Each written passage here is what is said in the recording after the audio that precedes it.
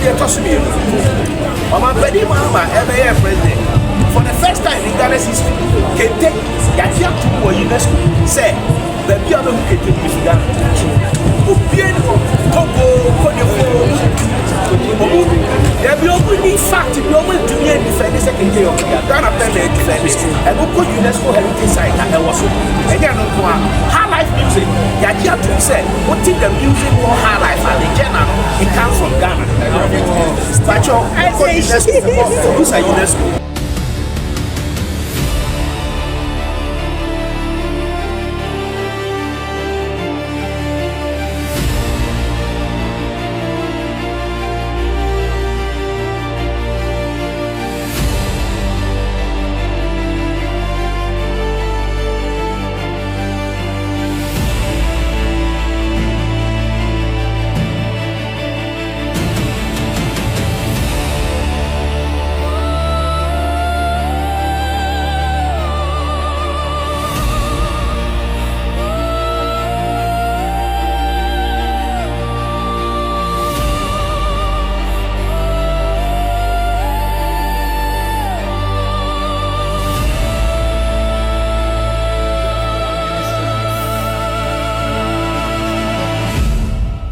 Excellency, the High Commissioner of Ghana to South Africa, my son, the Honorable Majority Leader of Ghana's Parliament, Excellencies, please, distinguished guests, fellow Ghanaians. open the guest view, block the guest.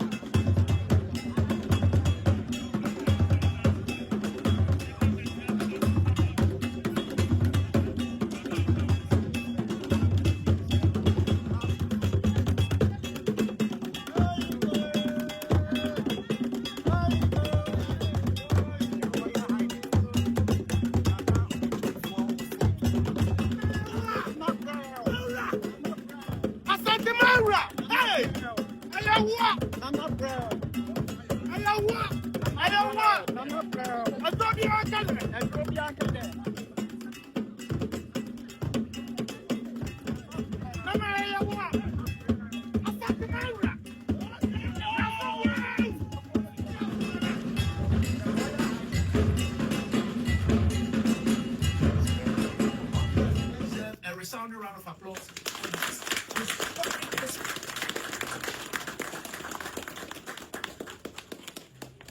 At this point, after our host welcoming His Majesty, the King, would like to hear some few words from the leader of government business, the majority. I'm surprised. I believe that it is the order of business. because Ghana actually belongs to the kings, chiefs. Land belongs to them, territory is theirs. Colonial governments only superimposed on it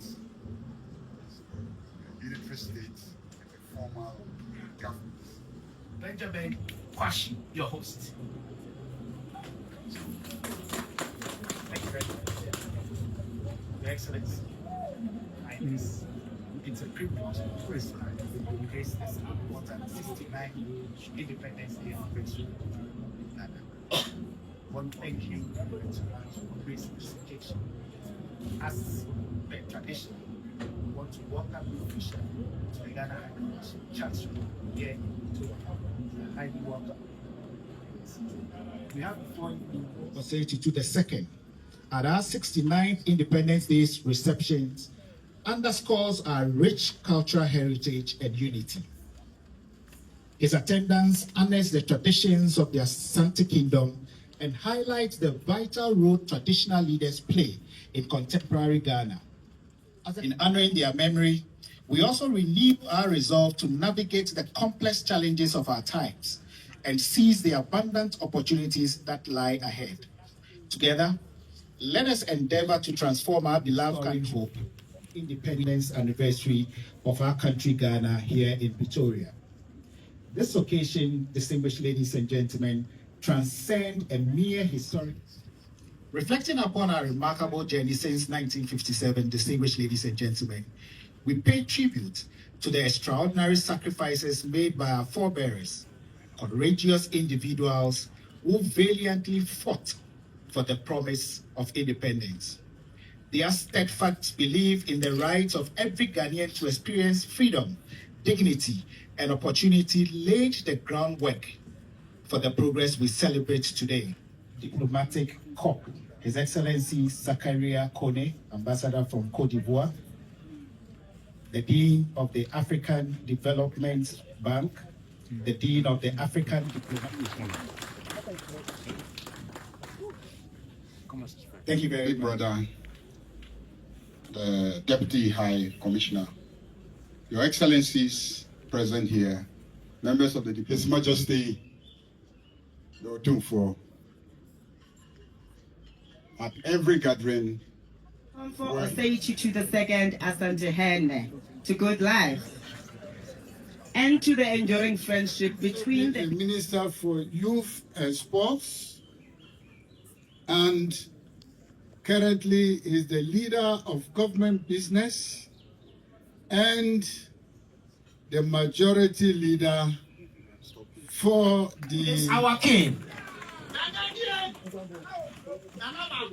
Nana more careful.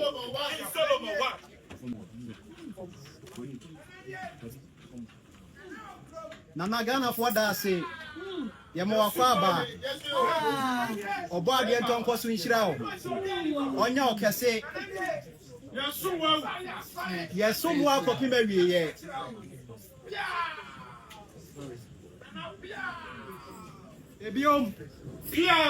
the Honorable Minister of Small Business Development, Excellency the High Commissioner of Ghana to South Africa, my son, the Honorable Majority Leader of Ghana's Parliament, Excellencies, Please.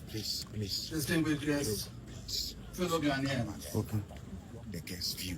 Not the guest. I took leave of my people in Kumasi a short while ago, my people, to celebrate our National Day today, the 69th anniversary of our independence. I must admit, but within that horrifying tale of pain and anguish have been testimonies to the incredible valor in resisting the onslaught of colonialism and the protection of our independence and freedom of Africa. In South Africa, the brave warriors of the Zulu nation defended their heritage with honor. In West Africa, my forefathers, whose heritage I am proud to carry, risked everything to defend and protect the freedom of the Asante Kingdom. The might of the colonial advance may have prevailed for a time, but the human spirit, the spirit of the African, our forefathers, was never conquered. In 1957, on the 1st of March, Ghana became the first African country south of the Sahara to regain her independence. That very midnight, Osei Nkrumah, as my son has said, dedicated the nation to the struggle for the total liberation of the entire continent of Africa. Nowhere was the struggle for the liberation of the continent better manifested than here in South Africa.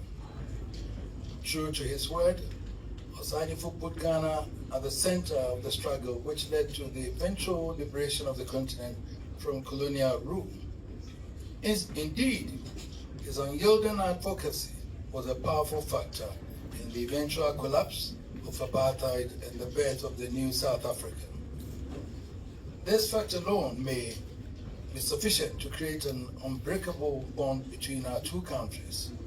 But there is an even more compelling story which adds further glue to this bond of brotherhood. At the turn of the 19th century, the British finally overcame the Ashanti nation, and my grand-uncle King Prempeh was exiled to the Indian Ocean island of Seychelles. He was held in exile for 27 years before he was eventually freed and allowed to return home in 1924. But after all the pain and indignities of 27 years, he came to his people with a message of peace and reconciliation. His message was not to allow the pain and bitterness of the past to corrode the future. He urged his people instead to rise above all bitterness in order to set the heart free to build a future of peace and harmony. His people, the loyal sons and daughters of the Ashanti nation, responded to their king with the same undying loyalty with which the kingdom has fought for more than 4 centuries. It was this message of peace which finally enabled the people of the Ashanti nation to finally integrate fully into the Gold Coast to begin a happy future as a part of the now beautiful and united Republic of Ghana. About a third of a century after the return of King Prempeh, a brilliant leader of his people was also arrested in South Africa. Madiba Nelson Mandela was banished to and incarcerated in Robben Island. He too was held for 27 years, and when he finally walked out of Robben Island, his message was to overcome the bitterness of the past and then open their hearts for reconciliation. The leadership of Madiba Nelson Mandela in constructing this great rainbow nation out of the ashes of apartheid is already one of the greatest political achievements in history. And it is no wonder that Madiba stands as one of the greatest leaders of the century. In April 2005, when I first visited Madiba in his Houghton home, he paid me the greatest compliment when he told me that in some of his dark moments on Robben Island, he would recall the exile of my grand-uncle King Prempeh, and he would say to himself, if my king is willing to submit to that, then he should bear his plight with honor.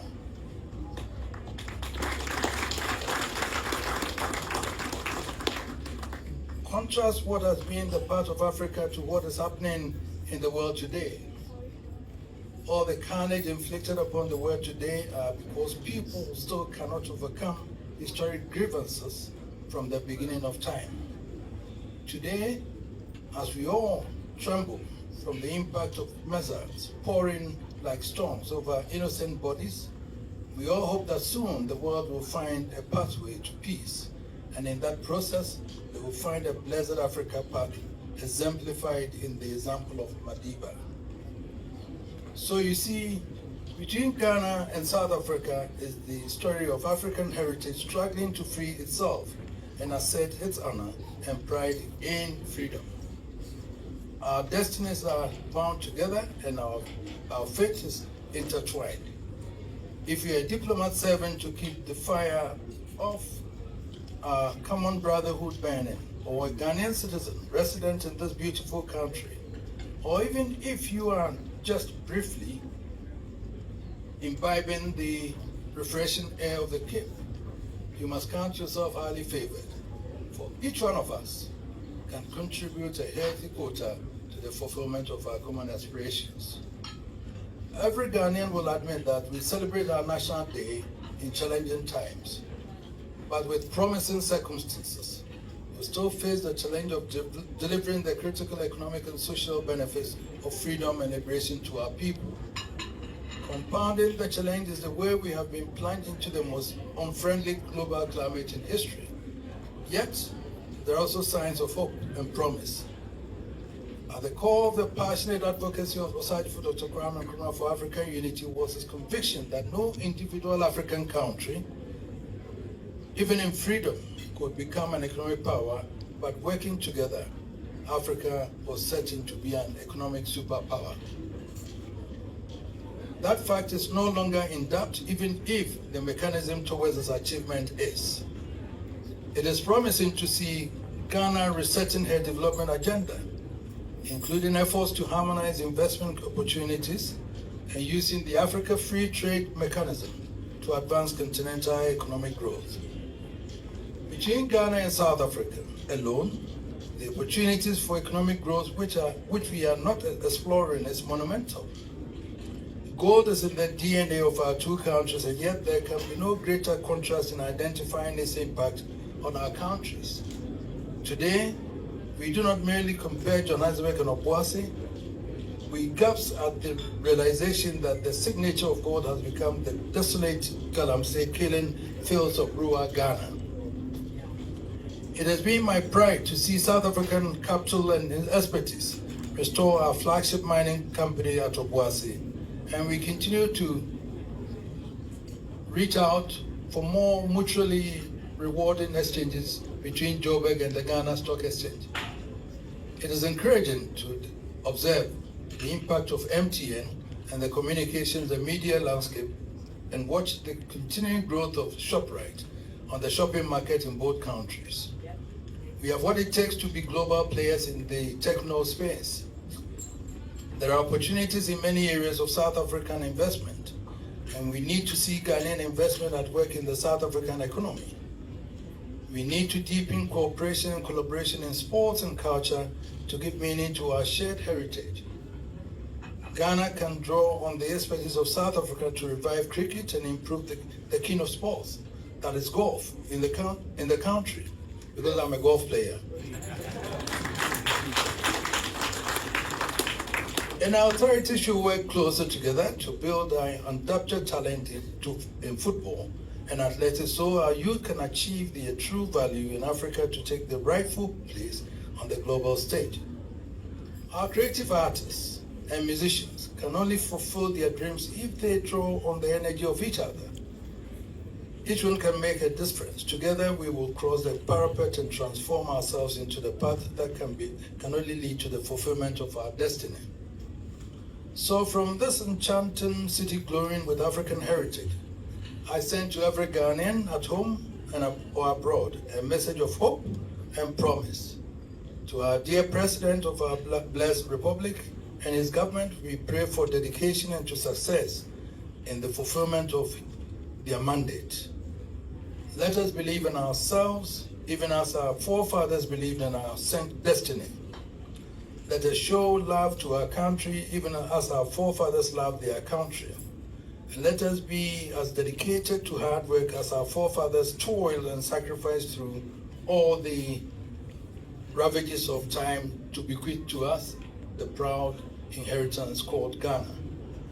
And with God as our eternal guide, we shall land where we should land, on the golden shores, where prosperity thrives with peace and harmony.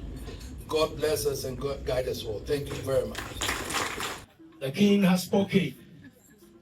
Distinguished ladies.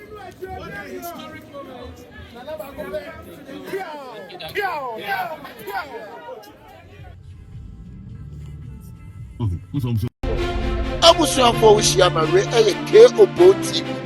so for South Africa mu Sabadia anyone ke oboti anya no kwa say Ghana kra mu sem and someone ta a ho ana me jimegwa ke oboti aw